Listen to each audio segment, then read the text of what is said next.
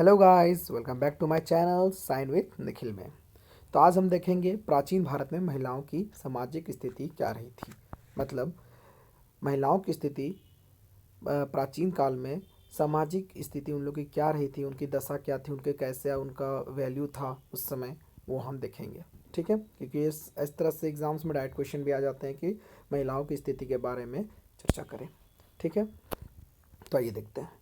भारतीय सामाजिक व्यवस्था में स्त्रियों का महत्वपूर्ण स्थान रहा है। भारतीय समाज में उनका सम्मान और उदार प्राचीन काल में आदर्श आदर्शात्मक और मर्यादा युक्त था। उसकी स्थिति पुरुषों के समान थी। वे अपना आत्मविकास और उत्थान कर सकती थी। उन्हें विवाह, शिक्षा, संपत्ति में अधिकांश प्राप्त था। कन्या के रूप में, पत्नी के रूप में और माँ के रूप में वे प्राचीन भारतीय समाज में प्रतिष्ठित थी।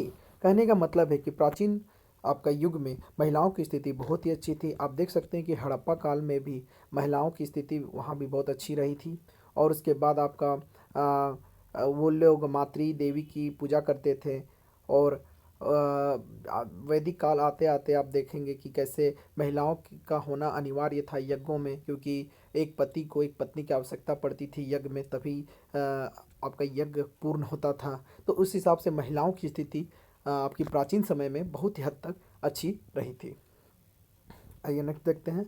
वैदिक युग में उनकी दशा अत्यंत उन्नत और परिष्कृत थी। मैं जैसा कि मैंने कहा, वैदिक काल में वो लोग बहुत उन्नत थे, क्योंकि उन्हें संपत्ति में भी अधिकांश अधिकार मिल चुके थे और वे लोग पढ़ाई लिखाई में भी अपनी भागीदारी प्रस्तुत करते थे।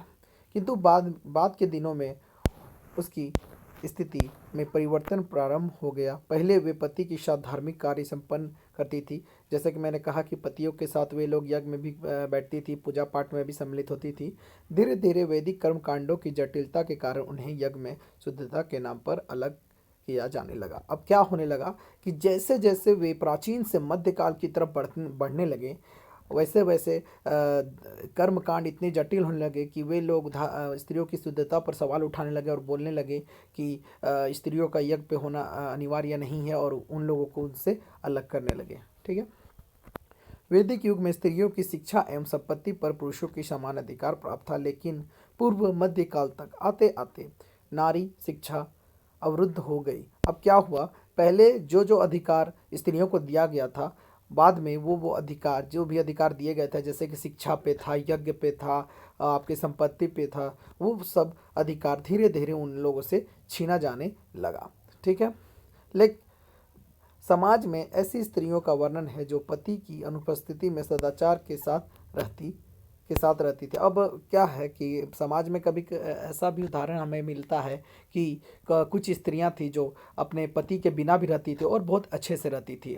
और वहाँ के जो प्राचीन से मध्यकाल की तरफ बढ़ने लगे, तो उन लोगों का क्या मान्यता होने लगा लोगों की, नहीं, अगर पति है तभी पत्नी रहेगी, और पति नहीं है तो पत्नी का भी रहना अनिवार्य नहीं है। मतलब सती प्रथा की तरफ ये लोग आगे बढ़ने लगे थे। और इसी प्रकार आगे जाते जाते आपको गुप्त काल में पहला सती प्रथा का एक कांड सामने आता है।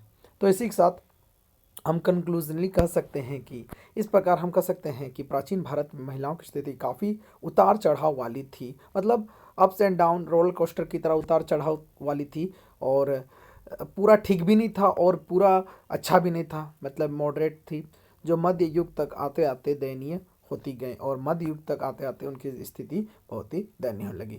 तो आप लोगों के सामने मैंने प्राचीन भारत में कैसे महिलाओं की स्थिति थी और उन्हें क्या अधिकार मिले थे और क्या अधिकार उन लोगों से फिर छीनने लगे, आपको मैंने डिस्कस कर दिया है। तो आशा करता हूँ कि आपको ये प्राचीन भारतीय समाज, भारत के समाज में स्त्रियों की क्या स्थिति रही थी, आप लोगों को मैंने क्लियर कर दिया है। सो इसी तरह मेरे साथ आप बने रहिए, और आपको जो भी टॉपिक्स डाउट होते हैं आप मुझे कमेंट पे लिखिए और मैं उसके रिगार्डिंग आपको वीडियो प्रोवाइड कर दूंगा। और अपने दोस्तों के साथ ज़रूर शेयर करिए। ठीक है, सो थैंक यू।